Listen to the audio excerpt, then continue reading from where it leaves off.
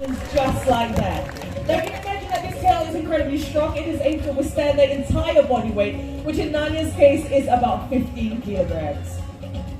Now tonight, if you walk around the night safari, you might come across the Binturong exhibit and pick up on a rather peculiar scent. Some people liken their smell to that of buttered popcorn. Other people think it smells a little bit more like the pandan leaf. Alright, Nanya, thank you very much, my love. Bye-bye. Now, Nanya, as I mentioned, he's a Binturong, right? And Binturong's a part of the civet family, and while civets rely on their keen sense of smell for survival, other nocturnal animals rely on their acute hearing power. For example, the owls. Focus your attention to my right-hand side. Coming down with Perlin, we have Oscar. Oscar is a Eurasian eagle owl, one of the largest species of owls in the world. And as their name suggests, they can be found in Europe as well as some parts of Asia. Now that's not all, let's focus our attention to the left-hand side. Coming down with Akil, we have Bulan. Bulan is a Malay fish owl, also known as a buffy fish owl. They can be found in Southeast Asia, such as Indonesia, Malaysia, and guess what? Even here in Singapore. Now, it has been said that owls are one of the quietest raptors in the world when it comes to their flight. Who agrees with me? Put up your hand. Who agrees that owls are really quiet when they fly?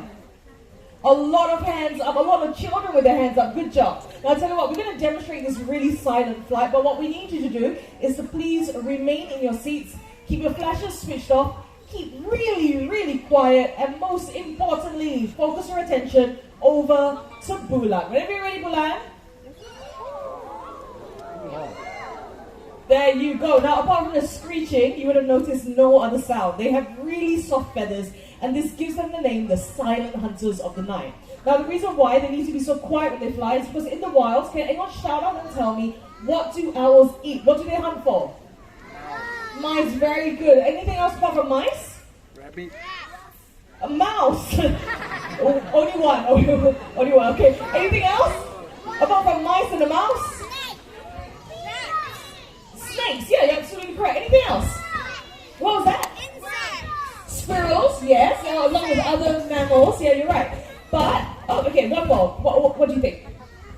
Rats, exactly, that's what I was looking for. Now, of course, they will hunt for things like mice and, they will hunt for things like snakes and other small mammals, but the majority of what they eat would be rodents. And rodents consist of things like rats and mice. Rats and mice and other rodents, they have a very acute sense of hearing, meaning that they can hear things really well. So in order for these owls to fly down and catch their prey, they need to be really, really quiet. This is seeing lovely Bulan over here, loves the limelight. So take your pictures, just remember, keep your flash off. No? She's gonna make you wait? Alright, there you go. Well, I'll tell you what, let's talk a little bit more about these owls. Alright, now, Bulan over here was hatched in the Jurong Bird Park. Now, since then, she has been with us, and she has been lovely. If you've been for other shows, you would have seen her elder sister, Midnight, who has done the same behavior. Alright, thank you very much. Let's give it up for the lovely Bulan, the Malay fish owl, along with very patient Akil. Alright, now I've not quite forgotten about Oscar and Perlin over here, so what we're going to do is take this perch. Now you can see over here, Perlin, the trainer, she looks really strong, right? What do you think? Strong woman, but we're not going to ask her to hold on to Oscar for the entire segment because Oscar is 2.1 kilograms. So Perlin, you can take a little bit of a break, all right? There you go. Now, as Oscar is getting very comfortable up on that perch, I'm going to ask you all a really quick question. It is very well known that owls are able to rotate their heads quite a bit, right? That's common knowledge. But can anyone tell me by how many degrees? 270? Anything else from 270? 180, all right. This side, very quiet. What do you guys think? 270. A lot of 270s tonight, all right. Anything else? Yes? 270, all right. 270 from everywhere. Okay, tell you what, the correct answer is, you are all absolutely correct. It is 270 degrees. That's 3/4 of a circle. And the reason why they can move their heads so much is because unlike you and I, they can't move their eyes left or right or up and down. So they have to be able to rotate their heads to take a look around their surroundings. And you know what? At this point in time, I need to catch my breath a little bit. I've been talking a lot, so I'm going to keep my mouth shut and let Oscar show you exactly what it is I'm talking about. Take it away, Oscar.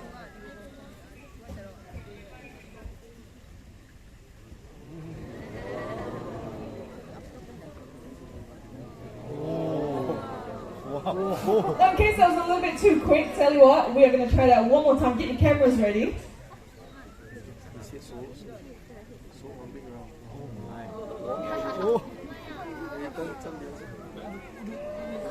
Look, and they're very impressive and just a little bit freaky, right? Now, the reason why they have the ability to do this is because they have twice the number of neck vertebrae that you and I have.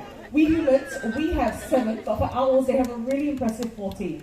Now, another very impressive thing about these Eurasian eagle owls would be their wingspan, which can stretch up to 6 feet in length.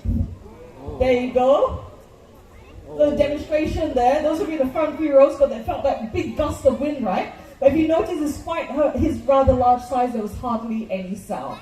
All right, thank you very much. Let's give it up for Oscar, the Eurasian eagle owl, along with very strong curling. Thank you so much, guys. All right, now I'm going to get this perch out of the way because we're not going to have a bird coming out for the next segment. But you know what? I'm not even going to tell you what we do have coming out, all right? Let's see. I'll give you 3 clues. So first clue, this animal is really small, okay? This could be a lot of things. It could be a mouse, could be a hamster.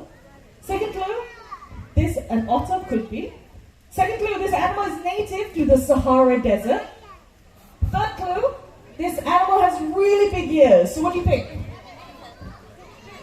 We have fennec fox. Anything else? Elephant could be coming out from there. Anything else? A rabbit. Okay, a lot of varied answers. All right, tell you what. I'm going to get off the stage, but you know what? Because I like you guys so much, I'm going to give you one extra clue, all right? This animal's name is Foxtrot. Here he comes. Now, this is Foxtrot along with his trainer, Daphne. These animals are very good at jumping, not only vertically, but also horizontally. They're able to leap up into the air as well as leap forward 1 to 1.2 meters in length. They're very sharp and curved claws. This allows them to dig around in the desert sand, looking for things like small insects, small mammals, and even arachnids like scorpions. There you go. Look at that lovely jump that we just saw there.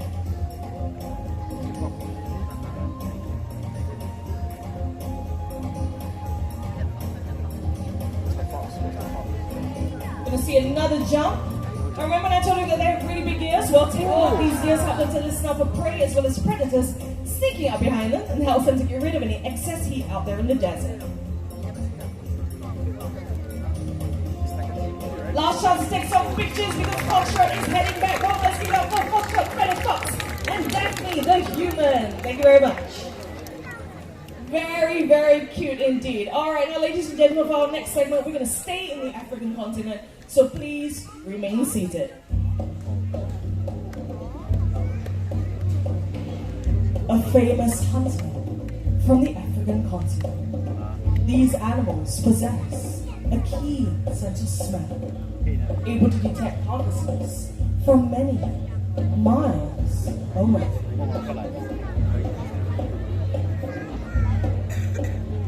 The largest of the hyena species, this is the spotted hyena. Their powerful jaws able to crush bones, including those of elephants. And with their excellent digestive systems, they're able to digest their entire prey. This includes the skin, teeth, horns, bones, and even the hooves. They're able to run for long distances in search of their prey, and this is due to the size of their large hearts.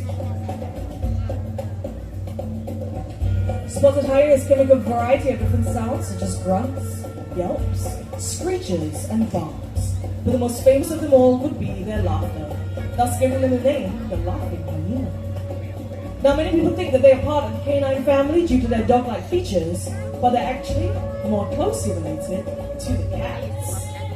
And coming up next in the grasslands of Africa will be our very own slender-built serval. They resemble a miniature cheetah, except for their relatively shorter tails. And coming up in just a bit, we have a beautiful serval by the name of Shali. Servals feed mainly on rodents, reptiles, and even small birds. They have an excellent sense of hearing, and this enables them to locate prey hidden amongst tall grass, as well as underground. This is not a serval, this is a woman. We saw Daphne earlier on with our Fennec Fox, Foxtrot. Now once Shami is out here, take a look at the spots and stripes on her body. They differ from serval to serval, much like humans and our fingerprints. And here she comes in all her glory like the African queen that she is, ladies and gentlemen. Isn't she absolutely gorgeous? Take a look. These cats have long, slender forepaws, and this enables them to dig into burrows, hook at their prey, and put it out to eat. Which is what Shami's about to demonstrate right now. And as she's doing that, take a look at what Daphne has. She has a feather attached to the end of a rope. When swung around, it mimics a low-flying bird. This is something that a serval would hunt for in the wild, so this is a great opportunity for Shami to show off her hunting adaptations, her speed, her agility, and her pouncing. Round and round she goes, warming up. Let's go, Shami.